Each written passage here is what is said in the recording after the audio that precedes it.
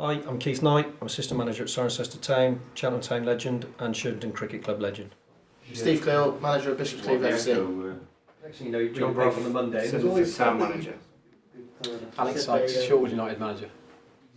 Yeah, Collicutt, Evesham United manager. Do you think there should be feeder agreements between league clubs and the sort of non-league clubs to formalise that? Stop them playing so much academy football on Saturdays and get them out playing. I think it's difficult because if you look at the Premier League down, that their rubric is all to talk about under 21s and under 20s, under 18s, and feed it all down nicely in age group wise. And I think it's difficult. But how do you get that exposure to what you get in our league, what you get in the league, but what you get in Conference North? What you now get in the National League is full-time teams. So that's an extension of the Football League, really, if we're honest. Yeah. And then you look at how do they get a football that's of that calibre and of that hustle bustle and physicality more than anything. But if you've got a feeder league, they can dictate, Yeah. and nothing worse than you've got 4 new boys this week. You've got to play them. Well, they're not. I don't want them. Yeah. So we've got to hand-pick Yeah. players like I have and Paul and all the guys around the table.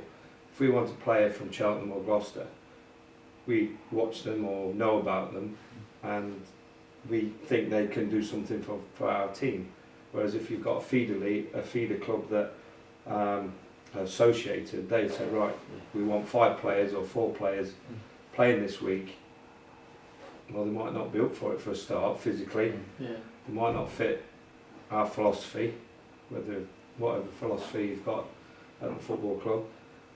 So I don't think that works. It's nice to have links at Cheltenham, what we said about the Gloucestershire connection, but I think the feeder would not work in this country anyway. I think you've got to also be careful. Obviously, these lads that are come to our clubs, do they want to be with us? And you can show that in the level of performance. And if they do come to us and they're not good enough, then you're not going to play them. No, send them back. Yeah, send them back. Because you do get these lads. They turn up and they think they're better than. Yeah. And it should be a vehicle for progression, shouldn't it? We want them to come in because they're from a better club and they should enhance what you've already got. Because that's why we do it. But that's why you've got to hand-pick them. Yeah. You've got to just pick. The players, Yeah. I know them personally, that I've worked with them before, some of them, and they're the ones that I know could cope with the level and cope with me and cope with the division. What about Cleeve, because that's one that was specifically spoken about, wasn't it? Cheltenham and Cleeve, I think Cheltenham were quite keen on having a link up before you were manager there, but do you think that could benefit a club like Cleeve? I mean, obviously it would do, but I don't think, as these guys said, for me as a manager, I'd like to be able to pick the players that I'd like to get in on loan or whatever. We last year we had probably 5 or 6 of the development lads, and some of them were okay, some of them could go on, but most of them were just young kids who, and at the time, because of our struggles and this, that, and the other, trying to get a decent 11 out, they did help us out a little bit. But would I have gone out and picked those players to come and play for me? Certainly not. And then you could tell after 1 or 2 training sessions that they were never going to make it as a professional footballer, because at the time, obviously, Cheltenham was still in League 2, and that's what they're aspiring to be.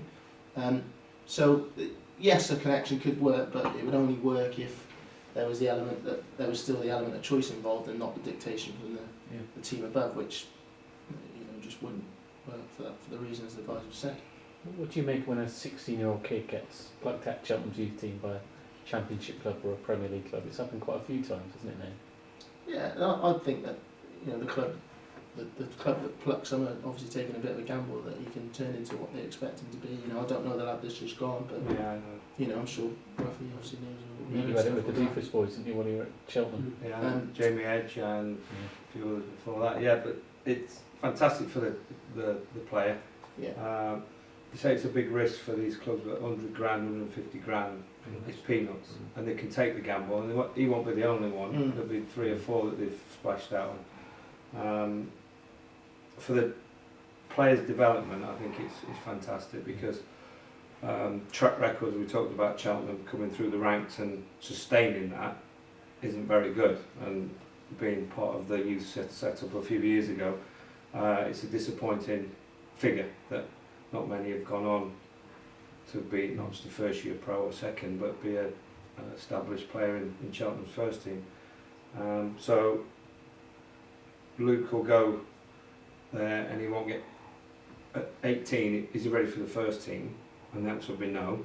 Hopefully yes, but he'll still get 2 years, 3 years development. When he's 21, might be a different story. And then by then, you'll know. I think the Premiership debuts 21, 22, something like that in the Premiership. So, and this is not Cheltenham's fault. Are you good enough at 18 to play in the first team or be in the first team squad? Yes or no? Manager asks me. Well, no, he's not ready now, but he could be in 10 months' time. We haven't got 10 months. So, and that's finance again. But good luck to any of these players that go off, and it doesn't mean they're going to make it. I was going to say, how many of the lads that have gone, you know, you talked about Jamie Edge, you talked about this lad, how many of them have actually gone on and done something at the clubs they were You look at taken by, things like that? I know Courtney's not featured. He was on the bench in a European game last season, I think. Courtney Doofus went out to Bury on loan. Didn't actually do particularly well there, but he earned another contract on the top of the one he signed. So he's done something right. They see something in him. Jamie Edge, for me personally, it was the wrong club, but the way Jamie plays compared to Arsenal. But he's had that opportunity. He's lived that life for a couple of years, and you can never take that away from him. But from a finance point of view, from Cheltenham, it's massive.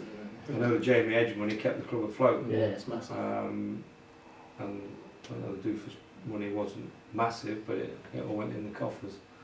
And I'm sure this money will be reinvested into the team to make sure that they're champions this season.